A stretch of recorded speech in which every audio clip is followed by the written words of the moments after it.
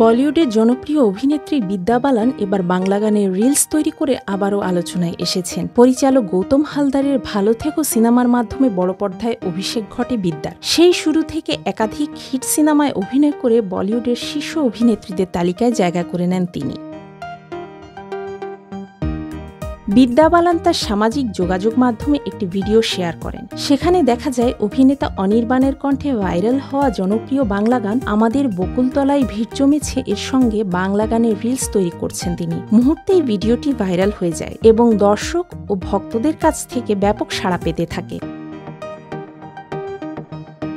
2003 সালে বিদ্যা বালান বড় পর্দায় যাত্রা শুরু করেন। ক্যারিয়ারের শুরুতে বেশ কয়েকটি সিনেমা বক্স অফিসে সফল হয়, যা তাকে দ্রুত বলিউডের প্রথম সারির নায়িকাদের মধ্যে জায়গা করে দেয়। তবে সাম্প্রতিক সময় তাকে অভিনয়ে নিয়মিত দেখা যায় না।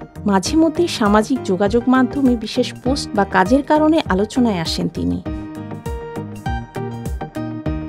সবশেষ বিদ্যা অভিনয় করেছেন আনিস বাজমি পরিচালিত ভুল ভুলাইয়া 3 সিনেমায়। এই ছবিতে তার সঙ্গে আরও ছিলেন কার্তিক আরিয়ান, মাধুরী দীক্ষিত ও তৃপ্তি ডিমরি। সিনেমাটি মুক্তির পর বেশ সাড়া ফেলে এবং বিদ্যার ভক্তদের প্রত্যাশা পূরণ করে। এবার বাংলা গানের সঙ্গে তার নতুন রিলস ভিডিও সেই জনপ্রিয়তাকে আবারও নতুন করে আলোচনায় নিয়ে এসেছে।